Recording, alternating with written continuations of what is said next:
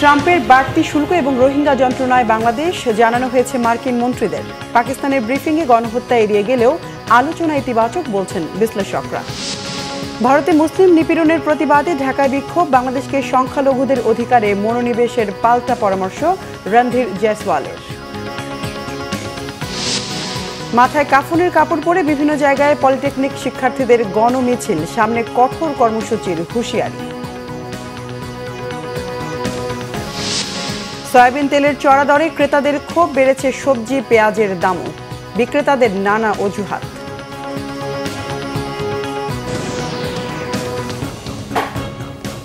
দেখছিলেন crown cement সংবাদ শিরোনাম। এবার বিস্তারিত সংবাদ। আরাকান আর্মির কারণে রোহিঙ্গাদের প্রত্যাবাসনে নতুন সংকটের কথা মার্কিন উপসহকারী পররাষ্ট্রমন্ত্রীদের জানানো হয়েছে বলে জানিয়েছেন পররাষ্ট্র উপদেষ্টা তৌহিদ হোসেন। বলেছেন, আরাকান আর্মির সাথে বাংলাদেশ সরাসরি আলোচনা করতেও পারছে না, আবার তাদের এড়িয়ে যেতেও পারছে না। তিনি বলেন, আরোপিত মার্কিন বাড়তি কর স্থায়ী প্রত্যাহারে বাংলাদেশের নেওয়া পদক্ষেপের বিষয়ে তাদের জানানো হয়েছে। আরও জানাচ্ছেন ইমরুল কায়েস। বৃহস্পতিবার দুই মার্কিন উপসহকারী পররাষ্ট্রমন্ত্রীর সাথে বৈঠকে অন্যান্য বিষয়ের পাশাপাশি রোহিঙ্গা প্রত্যাবাসন ইস্যু গুরুত্ব পায়। পররাষ্ট্র উপদেষ্টা তৌহিদ হোসেন বলেছেন, আরাকানের বেশিরভাগ এলাকা আরাকান আর্মির দখলে থাকায় প্রত্যাবাসনে নতুন বাস্তবতার বিষয়টি মার্কিন মন্ত্রীদের জানানো হয়েছে। তিনি বলেন, বৈধ রাষ্ট্রীয় কর্তৃপক্ষ না হয় আরাকান আর্মির সাথে বাংলাদেশ সরাসরি আলোচনা করতে পারছে না। রোহিঙ্গা সমস্যার সমাধান না হলে যদি ওখানে যুদ্ধ শেষও হয়ে যায়, তারপর শান্তি আসবে না। এটা আমি খুব শক্তভাবে বলেছি এবং বলেছি যে এখন আমরা একটা নতুন বাস্তবতায় আছি। সত্যিকার অর্থে আমরা একজন নতুন প্রতিবেশী মুখোমুখি, যারা আবার নন স্টেট অ্যাক্টর, কাজে তাদের সাথে আমরা না পারছি ওপেনলি স্বাভাবিকভাবে আলোচনা করতে, না পারছি তাদেরকে ইগনোর করতে। কাজে বাংলাদেশের উপর বাড়তি করের বিষয়টি নিয়ে মার্কিন উপসহকারী পররাষ্ট্রমন্ত্রীদের সাথে আলোচনা হয়েছে বলেও জানান তিনি। ট্যারিফের প্রসঙ্গ উঠেছে এবং আমরা বলেছি যে আমরা তো চেষ্টা করছি তোমাদের বাণিজ্য বাধা কমিয়ে আনতে, এবং আমি আরেকটা পয়েন্ট উল্লেখ করেছি যে আসলে তো যেই দুই পক্ষের মধ্যে তফাৎটা যতটা বলা হয় অতটা তো আসলে না, কারণ সার্ভিসেস সেক্টরে তো আমরা প্রচুর আমদানি করি তোমাদের এখান থেকে। উপদেষ্টা জানান, বিদেশগামীদের ৮০% সমস্যা ঢাকা থেকে সৃষ্টি, আর ২০% হয় গন্তব্য দেশে গিয়ে। এসব সমস্যা সমাধানে কূটনীতিকদের নির্দেশ দেন তিনি। রাজধানীর ফরেন সার্ভিস একাডেমিতে ফরেন সার্ভিস দিবসের অনুষ্ঠানে এসব কথা বলেন তৌহিদ হোসেন। ইমরুল কায়েস, বাংলা ভিশন, ঢাকা।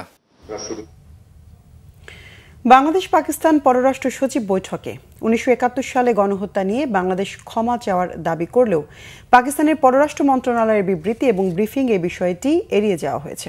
এমনকি স্বাধীনতা পূর্ব সম্পদের ক্ষতিপূরণের বিষয়েও কথা বলেনি দেশটি। তবে ক্ষমা চাওয়ার প্রসঙ্গে আলোচনা চালিয়ে যেতে দেশটির সম্মত হওয়ার বিষয়টি ইতিবাচক বলছেন আন্তর্জাতিক সম্পর্ক বিশ্লেষকরা। ইমরুল কায়েসের আরও একটি রিপোর্ট। বৃহস্পতিবার অনুষ্ঠিত বাংলাদেশ পাকিস্তান পররাষ্ট্র সচিব পর্যায়ের বৈঠকে স্বাধীনতা পূর্ব সম্পদ ফেরতের পাশাপাশি ১৯৭১ সালে চালানো গণহত্যার জন্য পাকিস্তানকে ক্ষমা চাওয়ার দাবি জানায় বাংলাদেশ। ১৯৭১ সালে পাকিস্তানের তৎকালীন সশস্ত্র বাহিনী কর্তৃক সংঘটিত গণহত্যার জন্য আনুষ্ঠানিকভাবে ক্ষমা চাওয়া। তবে পাকিস্তানের দেয়া বিবৃতিতে এ বিষয়ে কোনো উল্লেখই করা হয়নি। এমনকি পাকিস্তানের পররাষ্ট্র সচিবের সফর পরবর্তী ব্রিফিংয়েও এ নিয়ে কথা বলেননি দেশটির পররাষ্ট্র মন্ত্রণালয়ের মুখপাত্র।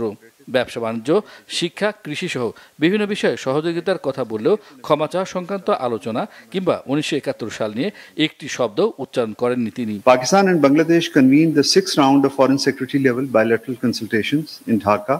পাকিস্তানের পররাষ্ট্র সচিবের সফর নিয়ে পররাষ্ট্র উপদেষ্টা তৌহিদ হোসেনকে প্রশ্ন করা হলে কোনো মন্তব্য করতে রাজি হননি তিনি।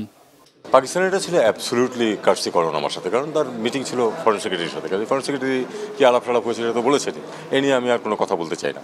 দীর্ঘদিন পর অনুষ্ঠিত পররাষ্ট্র সচিব পর্যায়ের বৈঠকে ক্ষমাচার প্রসঙ্গটি তুলে ধরার বিষয়টি ইতিবাচকভাবেই দেখছেন বিশ্লেষকরা। আমরা আমাদের দিক থেকে বিষয়টাকে ফ্ল্যাগ করলাম। এখন আমরা এটাও বুঝি যে এটা তো রাজনৈতিক সিদ্ধান্তের ব্যাপার। কাজেই পররাষ্ট্র সচিব পর্যায়ের জবাব পাওয়া আমি প্রত্যাশা করি না। রাজনৈতিক পর্যায়ে যখন আলাপ আলোচনা হবে তখন আপনি একটা জবাবের আমরা আশা করতে পারি। আমাদের দাবি যৌক্তিক, তো কাজে যেহেতু দাবিটা যৌক্তিক সেহেতু তারা হয়তো আজকে না হোক কালকে সেই দাবিটা মানবে, এটা আমার বিশ্বাস। অমীমাংসিত বিষয়গুলোর সমাধানে আলোচনা এবং সুসম্পর্ক একসাথে এগিয়ে যাবে বলে প্রত্যাশা সাবেক এ রাষ্ট্রদূতের। ইমরুল কায়েস, বাংলা ভিশন, ঢাকা। ফিলিস্তিনে বর্বরোচিত গণহত্যা, ভারতে বিতর্কিত ওয়াকফ বিল পাস ও মুসলিম অধিকার খর্ব করার প্রতিবাদে বিক্ষোভ সমাবেশ ও গণমিছিল করেছে জমিয়তে উলামায়ে ইসলাম বাংলাদেশ সহ কয়েকটি ইসলামিক দল। শুক্রবার জাতীয় মসজিদ বায়তুল মুকাররমের উত্তর গেটে জুমার নামাজ শেষে বিক্ষোভ কর্মসূচি পালন করা হয়। মুসলমানদের উপর বর্বর হামলার প্রতিবাদে ইসরায়েল ও ভারতের বিরুদ্ধে বিভিন্ন স্লোগান দেন বিক্ষোভকারীরা। এ সময় তারা ইসরায়েলের সরকার প্রধান নেতানিয়াহুর বিচার দাবি ও তাদের পণ্য বয়কটের আহ্বান জানান। ভারতে মুসলমানদের উপর নির্যাতন ও নিপীড়নের ঘটনায় কঠোর নিন্দা জানানো হয় এবং ভারতের প্রধানমন্ত্রী নরেন্দ্র মোদীর বিচার দাবি করেন তারা। ভারত ও ইসরায়েলের বিরুদ্ধে শক্ত প্রতিরোধ গড়ে তোলার আহ্বানও জানান সংগঠনগুলোর নেতারা। পরে একটি বিক্ষোভ মিছিল বিজয়নগর ঘুরে বায়তুল মোকাররমের সামনে গিয়ে শেষ হয়। পশ্চিমবঙ্গের মুর্শিদাবাদে সহিংসতায় ৩ জন নিহত হওয়ার বিষয়ে নিন্দা জানিয়ে বাংলাদেশের মন্তব্য প্রত্যাখ্যান করেছে ভারত। শুক্রবার এক ব্রিফিংয়ে ভারতের পররাষ্ট্র মন্ত্রণালয়ের মুখপাত্র রণধীর জয়সওয়াল বলেন, পশ্চিমবঙ্গের ঘটনাবলী সম্পর্কে বাংলাদেশের পক্ষের মন্তব্য ভারত প্রত্যাখ্যান করেছে।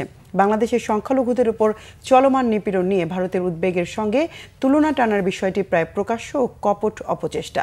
তিনি আরও বলেন, অযৌক্তিক মন্তব্য করার পরিবর্তে বাংলাদেশ তার নিজস্ব সংখ্যালঘুদের অধিকার রক্ষার দিকে মনোনিবেশ করলে আরও ভালো করবে। এছাড়াও এই ব্রিফিংয়ে রণধীর জয়সওয়াল বলেন, পাকিস্তান সন্ত্রাসবাদের কেন্দ্রস্থল, চেষ্টা করেও দেশটি এই নাম মুছে ফেলতে পারবে না। এর আগে বৃহস্পতিবার এক বিবৃতিতে প্রধান উপদেষ্টা ডক্টর মোহাম্মদ ইউনূসের প্রেস সচিব শফিকুল আলম ভারতে মুসলমানদের উপর হামলার নিন্দা প্রকাশ করেন। পাশাপাশি মুর্শিদাবাদের ঘটনায় বাংলাদেশকে জড়ানোর চেষ্টার তীব্র প্রতিবাদ জানান। ভারত একক হিন্দু রাষ্ট্র কায়েম করতে গেলে মুসলমানরা নয় বরং দেশটির হিন্দুরাই ক্ষতিগ্রস্ত হবেন। ভারতে মুসলমানদের নিপীড়ন ও উৎখাতকে প্রকৃতি ও নীতিগত সিদ্ধান্তের বিপক্ষে অবস্থান বলে মনে করছেন বিশ্লেষকরা। এর সংঘাত ভারতের ভৌগোলিক অস্তিত্বকে হুমকির মুখে ফেলতে পারে এমন আশঙ্কার পাশাপাশি পুরো দক্ষিণ এশিয়ায় বৃহত্তর সংঘাত তৈরি করবে বলে মনে করে তারা। ভারতে মুসলিম নিপীড়ন বন্ধে ওআইসি ও জাতিসংঘকে এগিয়ে আসার আহ্বান বিশ্লেষকদের। আরও জানাচ্ছেন ওবায়দুল্লাহ মামুন। ভারতে মুসলিম নিপীড়নের বিষয়টি বিভিন্ন সময় আলোচিত হয়ে আসছে। শুধু ধর্মীয় নয়, আর্থিক, সামাজিক, এমনকি সরকারি সুযোগ সুবিধার মতো বিষয়গুলিতেও মুসলমানদের বঞ্চিত করার অভিযোগ পুরনো। বিভিন্ন ইস্যুতে হামলা চালানো আর হতাহতের ঘটনা ঘটছে প্রায়। সবশেষ একটি মসজিদ থেকে মুসল্লিদের বের হওয়ার সময় বেধড়ক লাঠিপেটা করে পুলিশ। কোথাও আবার মসজিদের সামনে উচ্চস্বরে গান বাজিয়ে ধারালো অস্ত্র উঁচিয়ে মহড়া দিচ্ছে উগ্রপন্থীরা। সমগ্র ভারতে আরএসএস ও বিজেপির একক হিন্দুত্ববাদী রাষ্ট্র প্রতিষ্ঠা করতে আসাম, মহারাষ্ট্র ও ঝাড়খণ্ড সহ বিভিন্ন রাজ্যে চলছে মুসলিম নির্যাতন। শুধু মুসলিমদের উপরই নয়, অন্য জাতিগোষ্ঠীর মানুষের উপরও হচ্ছে হামলা। সবকিছুর পেছনের কারণ ভারতকে হিন্দু রাষ্ট্র করার পায়তারা। আন্তর্জাতিক সম্পর্ক বিশ্লেষকরা বলছেন, মুসলিম নির্যাতন বন্ধ না করলে হুমকিতে পড়তে পারে বৃহত্তর ভারতের অস্তিত্ব। ভারতের আপনার 30 কোটি মুসলমান বা সংখ্যালঘু অন্য জাতিগোষ্ঠী, খ্রিস্টান সম্প্রদায় বা বৌদ্ধ, তাদেরকে আপনি যদি রুট আউট করে একক হিন্দু রাষ্ট্র করতে চান বা তাদেরকে দ্বিতীয় শ্রেণীর নাগরিক করতে চান, সেটা কখনোই সম্ভব হবে না। সেটা শুধু ভারতের ভৌগোলিক অস্তিত্ব না, হুমকির সম্মুখীন করবে না, এই অঞ্চলে দক্ষিণ এশিয়াতে বৃহত্তর সংঘাত তৈরি করবে।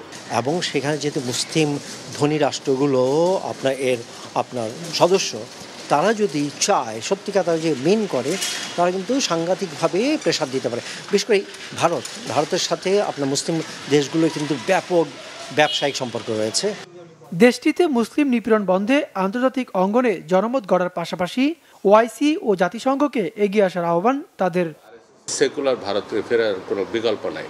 খুব দ্রুত ভারতের মানুষ যদি সিদ্ধান্ত না নেয় যে তারা এই বিজেপি আরএসএসের খপ্পর থেকে যদি মুক্তি না হয়, তাহলে ভারতের কিন্তু অস্তিত্ব হুমকির মুখে পড়বে। মুসলিম যারা মোড়ল, তাদেরকে যদি ওইভাবে চাপ দিতে পারে যে আপনারা একটা শক্ত অবস্থান গ্রহণ করুন, তখন বাধ্য হবে যে অর্থনীতি এমন একটা জিনিস, অর্থনীতি যদি একটা ভঙ্গুর হয়ে পড়ে, মেরুদণ্ড যে দুর্বল হয়, তখন আমি যে কোনো ছাড় দিব। সম্প্রতি যুক্তরাষ্ট্রের রিলিজিয়াস ফ্রিডম কমিটি ভারতকে জাতিগত নিপীড়ন বন্ধে সতর্ক করলেও কর্ণপাত করেনি মোদী সরকার। ওবায়দুল্লাহ মামুন, বাংলা ভিশন, ঢাকা।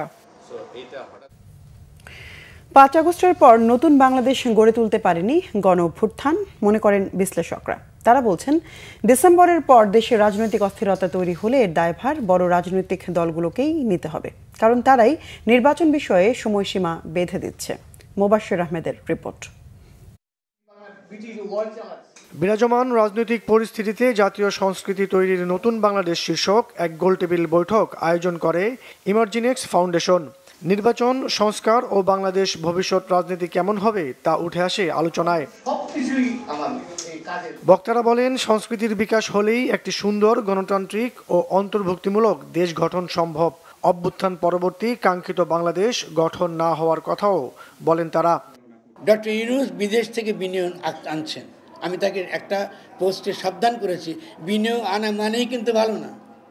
এই কোম্পানিগুলো কিন্তু আমার মাটি নষ্ট করেছে, আমার পানি নষ্ট করছে, এবং তার কোনো ব্যবস্থা, এই পরিবেশগত কোনো ব্যবস্থা, সাংস্কৃতিক দিক থেকে আমার সংস্কৃতি রক্ষা করবার কোনো ব্যবস্থা তিনি কিন্তু করেন না। নতুন প্রজন্ম তো একটা স্বপ্ন তৈরি করে, এখন এই বিষয়গুলোকে আমি কিভাবে প্রতিদ্বন্দ্বিতামূলকভাবে বিশ্ব প্রেক্ষাপটে উপস্থাপন করতে পারবো, তার উপরে নির্ভর করবে আমাদের জাতীয় সংস্কৃতি অভ্যন্তরীণভাবে কত শক্তিশালী হবে এবং একই সাথে বিশ্বের মানুষ এটাকে কত ইতিবাচকভাবে দেখবে। বিরাজমান রাজনীতিতে বিএনপির অন্তঃকন্দল ও নির্বাচন বিষয়ে সময় বেঁধে দেওয়ার সমালোচনা করেন বক্তারা।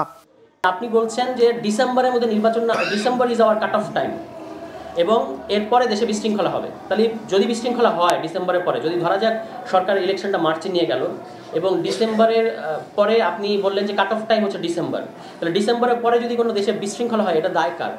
সংস্কৃতির বিকাশে রাজনৈতিক দলগুলোর এগিয়ে আসার গুরুত্ব তুলে ধরা হয় আলোচনা সভায়। মোবাশ্বের আহমেদ, বাংলা ভিশন, ঢাকা। বিএনপির স্থায়ী কমিটির সদস্য বেগম সেলিমা রহমান বলেছেন, কিছু কিছু রাজনৈতিক দল নির্বাচনের বিরুদ্ধে কথা বলছে। তারা চাচ্ছে না দেশের মানুষ গণতন্ত্র ফিরে পাক, ক্ষমতার লোভ পেয়ে বসেছে তাদের। বিকেলে চট্টগ্রাম মহানগরীর কাজীর দেউরিতে বিএনপির দলীয় কার্যালয়ের সামনে রাষ্ট্র কাঠামো সংস্কারে 31 দফা শীর্ষক কর্মশালায় তিনি এসব কথা বলেন। সেলিমা রহমান আরও বলেন, জনগণের অধিকার আদায় ও ভোটাধিকার রক্ষায় নির্বাচন চায় বিএনপি। সংস্কারের কথা বলে নির্বাচনকে পিছিয়ে নেওয়ার চেষ্টা চলছে বলে অভিযোগ করেন তিনি। অনুষ্ঠানের উদ্বোধন করেন মহিলা দলের সভাপতি আফরোজা আব্বাস। এ সময় তিনি রাষ্ট্র কাঠামো সংস্কারে 31 দফার বিস্তারিত তুলে ধরে প্রতিযোগিতামূলক প্রতিদ্বন্দ্বিতা এবং দলকে সংগঠিত করতে নেতাকর্মীদের প্রতি আহ্বান জানান। আজকে সংস্কার নিয়ে অনেক কথা বলে নির্বাচনকে পিছিয়ে রাখার চেষ্টা করা হচ্ছে, কিন্তু তা আমরা হতে দেব না। সংস্কার হলো চলমান, সংস্কার হলো ধারাবাহিকতা। আজকে যেটা ভালো, কালকে সেটা ভালো নাও হতে পারে, কালকে হয়তো আবার পরিবর্তন হতে পারে। এই পরিবর্তনের ধারায় ধারায় সংস্কার চলে আসে। আমরা নির্বাচন চাই, জনগণের আস্থার জন্য নির্বাচন চাই, জনগণের গণতন্ত্রের জন্য নির্বাচন চাই। আমরা দেশনেত্রী বেগম খালেদা জিয়ার আহ্বানে সাড়া দিয়ে সবাই যেন এক হয়ে একভাবে কাজ করতে। 30 দফার মধ্যে আছে পুরো বাংলাদেশের রূপরেখা, বাংলাদেশের গণতন্ত্র, বাংলাদেশের মানচিত্র, আগামীর বাংলাদেশ এই 31 দফার মধ্যে আছে। 6 দফা দাবি আদায় ও কুমিল্লায় শিক্ষার্থীদের উপর হামলার প্রতিবাদে কাফনের কাপড় পরে গণমিছিল করেছেন কারিগরি শিক্ষার্থীরা। অবিলম্বে দাবি না মানলে সারা দেশের পলিটেকনিক ইনস্টিটিউটগুলোর ছাত্র প্রতিনিধিদের সাথে সমন্বয় করে আরও কঠোর কর্মসূচি দেওয়ার হুঁশিয়ারি দেন কারিগরি ছাত্র আন্দোলনের নেতারা। শুভ মাহফুজের রিপোর্ট। জুনিয়র ইন্সট্রাক্টর পদে ক্রাফট ইন্সট্রাক্টরদের অবৈধ পদোন্নতির রায় হাইকোর্ট কর্তৃক বাতিল করার পাশাপাশি ক্রাফট ইন্সট্রাক্টর পদবি পরিবর্তন ও মামলার সঙ্গে সংশ্লিষ্টদের স্থায়ীভাবে চাকরিচ্যুত করা সহ 6 দফা দাবিতে দীর্ঘদিন ধরে আন্দোলন করে যাচ্ছেন পলিটেকনিক ইনস্টিটিউটের শিক্ষার্থীরা।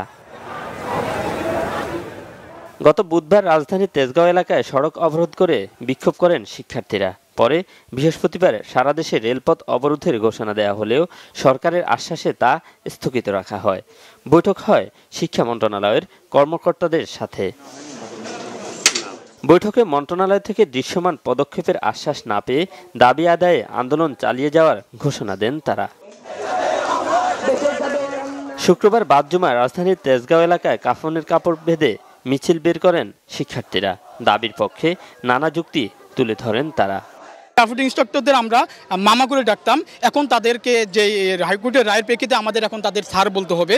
তাদের বিরুদ্ধে আমাদের আন্দোলন। তারা যদি ওইখান থেকে 30% নিয়ে নেয় তখন থেকে আমাদের জব সেক্টরটা ব্লক হয়ে যাবে, তখন আমরা কোথায় জব করবো? এসএসসি এবং এইচএসসি ভোকেশনাল থেকে আসে, আর আমরা করি ডিপ্লোমা ইঞ্জিনিয়ারিং। তারা কিভাবে ওই সমমান শিক্ষাগত যোগ্যতায় এসে আমাদেরকে এই ডিপ্লোমা ইঞ্জিনিয়ারিংয়ের বিভিন্ন ল্যাব শিখাবে? দাবি না মানলে সারা দেশের সাথে সমন্বয় করে আরও কঠোর কর্মসূচির কথা জানালেন নেতারা। আমাদের আন্দোলন কোনোভাবে বন্ধ থাকবে না। যেরকম আমরা সরকার পক্ষের প্রতি সম্মান রেখে গত রেল অবরোধ আমরা প্রত্যাখ্যান করে অথবা স্থগিত করে বৈঠকে গিয়েছিলাম, সেই বিষয়টা আর আমরা ঘটাবো না। আন্দোলন চলমান থাকবে। আন্দোলনের পাশাপাশি যদি বৈঠকের প্রস্তাব দেওয়া হয়, বৈঠক চাওয়া হয় যে কিভাবে কাজ করা যায়, সেই সুযোগ ছাত্র সমাজ অবশ্যই দিবে। এ সময় কুমিল্লায় শিক্ষার্থীদের উপর হামলায় জড়িতদের আইনের আওতায় আনার দাবিও জানান কেন্দ্রীয় প্রতিনিধিরা। কোন তৃতীয় পক্ষ আমাদের সেনাবাহিনী সেনা ভাইদের উস্কে দিচ্ছে, আমাদের ভাইদের উপর গুলি চালিয়েছে, সেই গুলির সুষ্ঠু প্রমাণ সহ আমাদের কাছে আছে। আমরা চাই এই সুষ্ঠু এই হামলার সুষ্ঠু বিচার করা হোক, সুষ্ঠু তদন্ত চালানো হোক। শুভ মাহফুজ, বাংলা ভিশন, ঢাকা।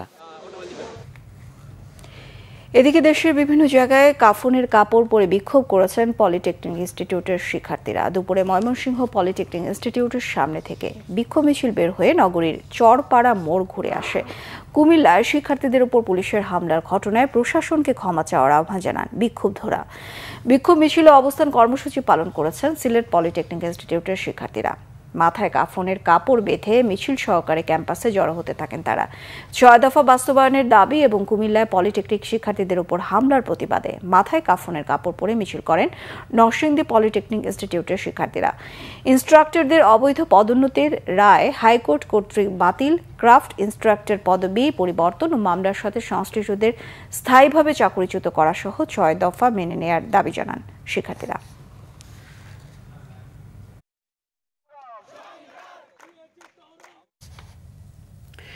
প্রযুক্তির হাত ধরে দ্রুত রূপান্তর ঘটছে দেশের তৈরি পোশাক খাতে। বাড়ছে পরিবেশ বান্ধব কারখানা, যুক্ত হচ্ছে উচ্চ প্রযুক্তির স্বয়ংক্রিয় যন্ত্রপাতি। তবে এই অগ্রগতির আড়ালে দেখা দিয়েছে অদৃশ্য সংকট। দক্ষতা প্রশিক্ষণের অভাবে চাকরি হারানোর আশঙ্কায় রয়েছেন হাজারো শ্রমিক। হাইটেক এই যুগে পোশাক খাতে মানবিক ন্যায্যতা কতটা নিশ্চিত হচ্ছে তা নিয়ে এখনই কর্মকৌশল ঠিক করা জরুরি বলছেন বিশেষজ্ঞরা। জিয়াউল হক সবুজ জানাচ্ছেন বিস্তারিত। পরিবেশ বান্ধব শিল্প আর প্রযুক্তি নির্ভর উৎপাদন ব্যবস্থার দিকে দ্রুত এগোচ্ছে বাংলাদেশের পোশাক খাত। নবায়নযোগ্য জ্বালানি ব্যবহারে যেমন বাড়ছে টেকসই কারখানার সংখ্যা, তেমনি বাড়ছে স্বয়ংক্রিয় যন্ত্রের ব্যবহারও। তবে হাইটেক এই বিপ্লবের ভেতরেই লুকিয়ে আছে মানবিক এক আশঙ্কা। ঝুঁকিতে পড়েছেন কম দক্ষ পোশাক শ্রমিকরা। শিখতে চাই তাহলে ওরা শিখাবে, ওদের বললে যেভাবেই হোক চেষ্টা করবে শেখানোর জন্য। কোনো ওয়ার্কারে ফ্যাক্টরি থেকে কখনই বাইর করে দিতে চায় না, তার সুযোগ দেওয়া হয়। আমাদের ম্যানেজমেন্টের তরফ থেকে রিকোয়ার্ড সাপোর্টও আমরা দেই, আমরা তাকে সময় দেই, তাকে পড়াশোনার জন্য সুযোগ দেই। গত এক দশকে দেশে গড়ে উঠেছে প্রায় ২৫০ সবুজ কারখানা।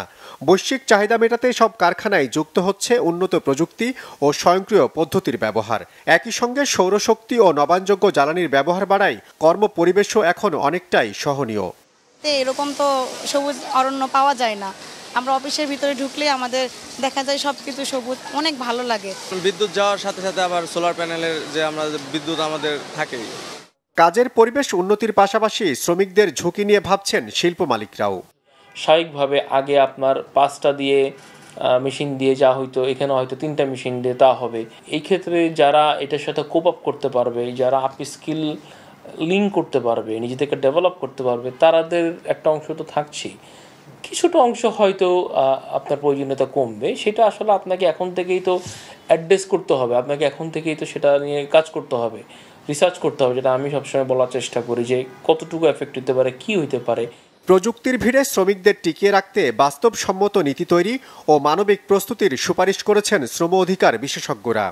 এনার্জির যে রূপান্তরের প্রশ্ন এখন আসতেছে, যেটা এক ধরনের আন্তর্জাতিক বাধ্যবাধকতাও আছে, আবার আমাদের প্রয়োজনও আছে, আমাদের অস্তিত্বের জন্য এটা প্রয়োজন। এই যে রূপান্তর প্রক্রিয়াটা, এই প্রক্রিয়ায় যেন শ্রমিককে বাদ দিয়ে না করা হয়, তাদের অংশগ্রহণ করানো হয়, তাদের যে আপনার কোনো কারণে তাদেরকে কর্মহীন হয়ে পড়ে তাদের সামাজিক নিরাপত্তার একটা ব্যবস্থা থাকে, বিকল্প কর্মের ব্যবস্থা থাকে। গবেষকরাও মনে করছেন শ্রমিকদের সচেতন ও প্রশিক্ষিত করতে না পারলে এই রূপান্তরের সুফল শুধু মালিকদের মধ্যেই সীমাবদ্ধ থাকবে। জ্বালানি রূপান্তরে যাতে শ্রমিক ছাঁটাই না হয় সে বিষয়ে নীতিগত প্রস্তুতি নেয়ার তাগিদ দিচ্ছেন তারা। ট্রানজিশন হলে কি কি চেঞ্জ দরকার, অথবা সেখানে লেবার কাট কোথায় ঘটবে, সেটা যদি আমরা অ্যাসেস করতে পারি তাহলে আমরা বলতে পারবো যে না, ওই সমস্ত জায়গায় আমাদের আসলে ইনক্লুসিভ প্ল্যান দরকার, একটা রুটম্যাপ দরকার, একটা গাইডলাইন দরকার। তার মানে একটা হলো ডিসকাশন করা শ্রমিকদের সাথে, আর একটা হলো আমাদেরকে নিজেদেরই একটু ওয়ার্ক করা যে আসলে কোথায় কোথায় ট্রানজিশন দরকার এবং সেটার ফলে কোথায় কোথায় জব কাট হবে। শ্রমিকদের সুরক্ষায় জাতীয় গাইডলাইন ও প্রশিক্ষণ কেন্দ্র তৈরিতে নজর দেওয়ার পাশাপাশি পুনর্বাসন তহবিল গঠনের পরামর্শ তাদের। ঝুঁকি নিরসনে মালিক শ্রমিক সংলাপের তাগিদও দেন বিশেষজ্ঞরা। লিড সার্টিফাইড সবুজ কারখানার সংখ্যা বৃদ্ধির সঙ্গে পাল্লা দিয়ে প্রতি মুহূর্তেই বাড়ছে নবায়নযোগ্য জ্বালানির ব্যবহার, কিন্তু সে তুলনায় বাড়ছে না দক্ষ মানব সম্পদ তৈরিতে প্রশিক্ষণের ব্যবস্থা। এ অবস্থায় অন্তর্ভুক্তিমূলক ও টেকসই প্রবৃদ্ধির স্বার্থেই জ্বালানি রূপান্তরের ন্যায্যতা নিশ্চিতের তাগিদ বিশেষজ্ঞদের। জিয়াউল হক সবুজ, বাংলা ভিশন, সাভার। বাড়তি দামে বিক্রি হচ্ছে বোতলজাত সয়াবিন তেল। লিটারে 14 টাকা বেড়ে 189 টাকায় কিনতে হচ্ছে নিত্যপণ্যটি। দাম বেড়েছে পেঁয়াজের, কমেছে সব ধরনের মুরগি এবং মাছের দাম। স্থিতিশীল চালের বাজার। দু একটি সবজি ছাড়া বেশিরভাগ সবজিরই দাম বেড়েছে 5 থেকে 10 টাকা। আরও জানাচ্ছেন মামুন আবদুল্লাহ।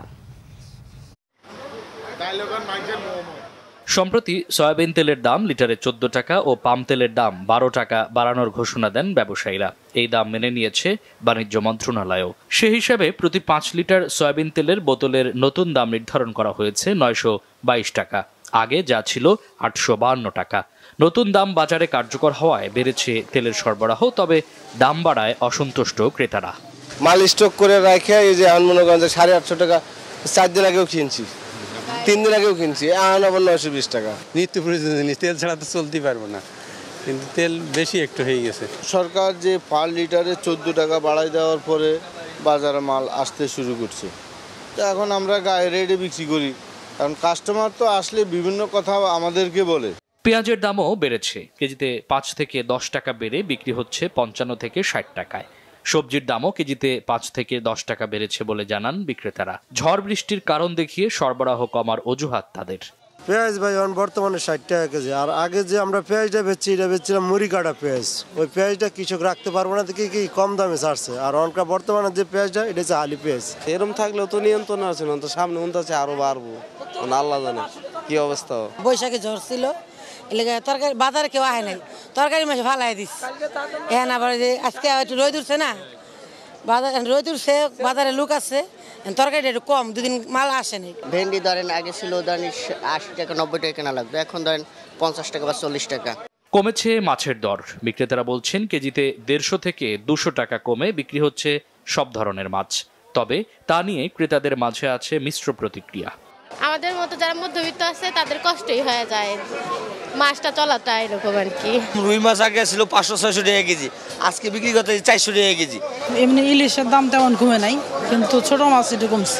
কেজিতে 30 টাকা কমে সোনালী মুরগি 260 টাকা এবং ব্রয়লার কেজিতে 20 টাকা কমে 170 টাকায় বিক্রি হচ্ছে। মামুন আবদুল্লাহ, বাংলা ভিশন, ঢাকা। প্রধান উপদেষ্টার বিশেষ সহকারী মনির হায়দার বলেছেন, স্বচ্ছতা এবং জবাবদিহিতা ছাড়া কোনো আধুনিক সমাজ হয় না। সকালে মেহেরপুর জেলা প্রশাসকের কার্যালয়ের হলরুমে নিরবচ্ছিন্ন স্বাস্থ্যসেবা নিশ্চিতকরণে প্রাতিষ্ঠানিক সক্ষমতা বৃদ্ধি ও নিরাপদ কর্মস্থল তৈরিতে করণীয় নিয়ে আলোচনা অনুষ্ঠানে প্রধান অতিথির বক্তব্যে তিনি একথা বলেন। মনির হায়দার আরও বলেন, বহির্বিশ্ব গণতন্ত্র বলতে বোঝে ট্রান্সপারেন্সি এবং অ্যাকাউন্টেবিলিটি। দেশে দীর্ঘদিন গণতন্ত্র ছিল না বলেই সমাজের স্বচ্ছতা এবং জবাবদিহিতার ভয়ঙ্কর রকম ঘাটতি দেখা গেছে।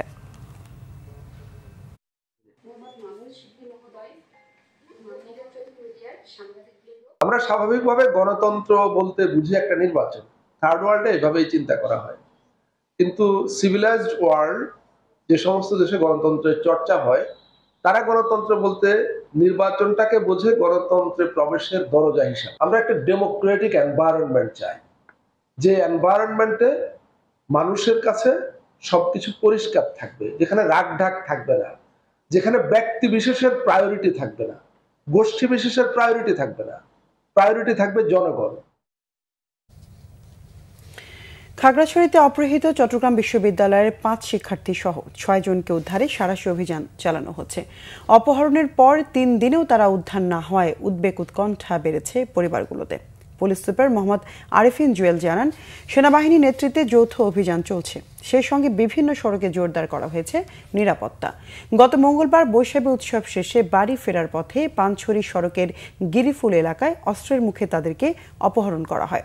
অপহৃতরা হলেন চট্টগ্রাম বিশ্ববিদ্যালয়ের আন্তর্জাতিক সম্পর্ক বিভাগের শিক্ষার্থী রিশান চাকমা, চারুকলা বিভাগের মৈত্রীময় চাকমা, নাট্যকলা বিভাগের দিব্যি চাকমা, প্রাণীবিদ্যা বিভাগের লঙ্গি ম্রো এবং চারুকলা বিভাগের অলড্রিন ত্রিপুরা। তাদের বহনকারী অটোরিকশা চালককেও অপহরণ করা হয়। চট্টগ্রাম নগরীর কাপাসগোলা এলাকায় ব্যাটারি চালিত অটোরিকশা নিয়ন্ত্রণ হারিয়ে নালায় পড়ে 6 মাস বয়সী এক শিশু নিখোঁজ হয়েছে। শুক্রবার রাতে নগরীর চক বাজারের কাপাসগোলা এলাকায় এই ঘটনাটি ঘটে।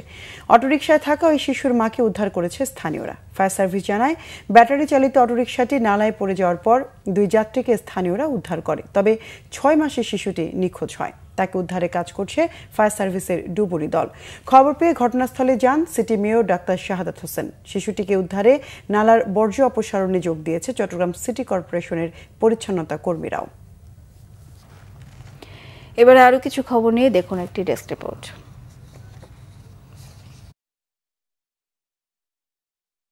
দেশের গণমানুষের ফ্যাসিবাদ বিরোধী সংগ্রামের কেন্দ্রবিন্দু ছিলেন ডাক্তার জাফরুল্লাহ চৌধুরী। সন্ধ্যায় চট্টগ্রাম প্রেস ক্লাবে নাগরিক স্মরণ সভায় বক্তারা একথা বলেন। গণস্বাস্থ্য কেন্দ্রের প্রতিষ্ঠাতা ডাক্তার জাফরুল্লাহ চৌধুরীর 2য় মৃত্যুবার্ষিকী উপলক্ষে স্মরণ সভায় বক্তব্য রাখেন মুক্তিযুদ্ধ বিষয়ক উপদেষ্টা ফারুকি আজম বীর প্রতীক, সমাজসেবা উপদেষ্টা শারমিন এস মুর্শিদ, গণসংহতি আন্দোলনের প্রধান সমন্বয়ক জোনায়েদ সাকি সহ অন্যরা। আলোচকরা আরও বলেন, সরকারের ভুল ত্রুটি হলেও গণমানুষের বিরুদ্ধে কোনো পদক্ষেপ নেওয়া হচ্ছে না। তরুণদের সততার রাজনীতিতে ভূমিকা রাখার আহ্বান জানান বক্তারা। মন ও জীবন বদলে দেওয়ার মিশন নিয়ে শুরু হয়েছে ইম্প্যাক্ট মাইন্ড ট্রেনিং এর 2য় ব্যাচ। সাবিত ইন্টারন্যাশনালের প্রতিষ্ঠাতা, বিশ্বের সবচেয়ে ইউনিক মাইন্ড ট্রেনার সাবিত রায়হানের নেতৃত্বে এই ট্রেনিং শুরু হয়েছে। রাজধানীর একটি হোটেলে দিনব্যাপী এই অনুষ্ঠান চলে। প্রতিষ্ঠানটি জানায়, এটি শুধুমাত্র একটি সেলফ ডেভেলপমেন্ট কোর্স অথবা সাধারণ ট্রেনিং নয়, বরং একটি বৈপ্লবিক মাইন্ড ট্রেনিং প্রোগ্রাম যা লাখ লাখ মানুষের চিন্তার ধারা ও জীবনের মানোন্নয়নে কাজ করছে। জাতীয় সামাজিক ও সাংস্কৃতিক সংগঠন দেশীয় সাংস্কৃতিক সংসদের 8ম প্রতিষ্ঠাবার্ষিকী উপলক্ষে সাংস্কৃতিক উৎসব হয়েছে। বিকালে ইঞ্জিনিয়ার্স ইনস্টিটিউশন মিলনায়তনে এতে অতিথি ছিলেন দেশবরেণ্য গুণীজনরা। অনুষ্ঠানে জনপ্রিয় শিল্পী ও সাংস্কৃতিক সংগঠনের পরিবেশনা হয়। মঞ্চস্থ হয় নাটক 36 জুলাই। নানা শ্রেণী পেশার মানুষের অংশগ্রহণে ঈদ পুনর্মিলনী ও সাংস্কৃতিক সন্ধ্যা অনুষ্ঠিত হয়েছে সাভারে। সাভার সিটিজেন ক্লাবের আয়োজনে অনুষ্ঠানে প্রধান অতিথি ছিলেন সাবেক সংসদ সদস্য ডাক্তার দেওয়ান মোহাম্মদ সালাউদ্দিন বাবু। সভাপতিত্ব করেন ক্লাব সভাপতি মোহাম্মদ কামরুজ্জামান। অনুষ্ঠানে সঙ্গীত পরিবেশন করেন প্রতিষ্ঠানটির সদস্য ও আমন্ত্রিত শিল্পীরা। Bangla vision news desk. জিম্বাবুয়ের বিপক্ষে টেস্ট সিরিজ খেলতে স্পিন বান্ধব উইকেট তৈরি করে অনুশীলনের প্রয়োজন নেই মন্তব্য করেছেন টাইগার কোচ ফিল সিমন্স। তবে হোয়াইট ওয়াশ নয়, সিলেট টেস্টে জয়ই প্রথম লক্ষ্য সিমন্সের। সিলেটের প্র্যাকটিস ফ্যাসিলিটি দেখে তিনি মুগ্ধ। এদিকে বাংলাদেশকে চ্যালেঞ্জ ছুড়ে দিতে প্রস্তুত জিম্বাবুয়ে। সিলেট থেকে দীপু সিদ্দিকের রিপোর্ট। বিশ্ব ক্রিকেটে বাংলাদেশ জিম্বাবুয়ে টেস্ট সিরিজ নিয়ে মাতামাতি নেই বললেই চলে। তবে বাংলাদেশের জন্য এই সিরিজের গুরুত্ব অসীম। অনেকেই মজা করে 2 দলের টেস্ট সিরিজকে বলেন গরিবের অ্যাশেজ। সেই লো প্রোফাইল অ্যাশেজের প্রস্তুতি চলছে সিলেটে। চায়ের দেশে ক্রিকেট স্টেডিয়ামের সুযোগ সুবিধা দেখে অভিভূত বাংলাদেশের কোচ। প্রথম থেকেই প্রস্তুতি দারুণ হচ্ছে। এখানে সুযোগ সুবিধা দারুণ, স্বপ্নের মতো। আমরা ভালোভাবেই প্রস্তুতি নিতে পারছি। হোয়াইট ওয়াশ নিয়ে আমি ভাবছি না। প্রথম টেস্ট আগে জিতি, এরপর সিরিজ জয়ের কথাও ভাববো।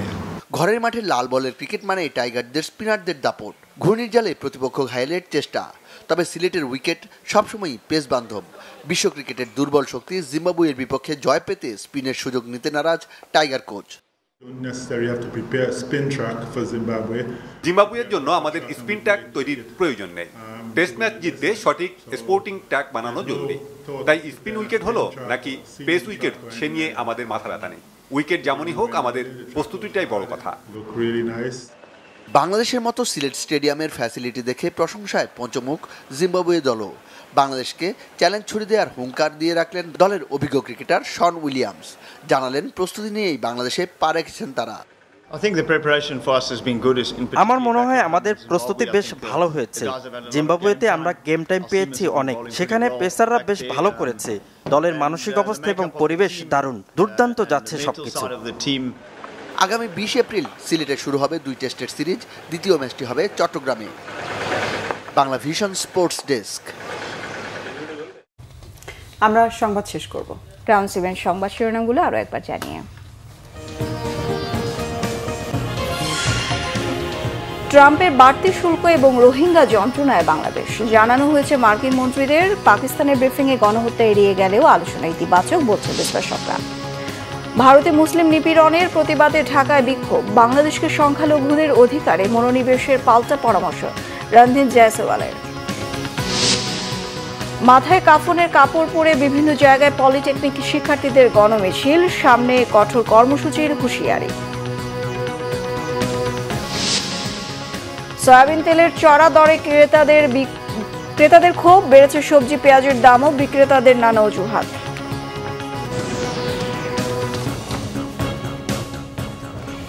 এই ছিল এখনকার মতো, পরের সংবাদ রাত 1টায় দেখার আমন্ত্রণ রইল। এছাড়া বাংলা ভিশন সংবাদ ও সংবাদ সংশ্লিষ্ট অনুষ্ঠান দেখতে ভিজিট করুন www.bvnews24.com ও facebook.com/banglavisionnews এবং সাবস্ক্রাইব করুন youtube.com/banglavisionnews। এতক্ষণ সঙ্গে থাকা ধন্যবাদ সবাইকে। শুভরাত্রি।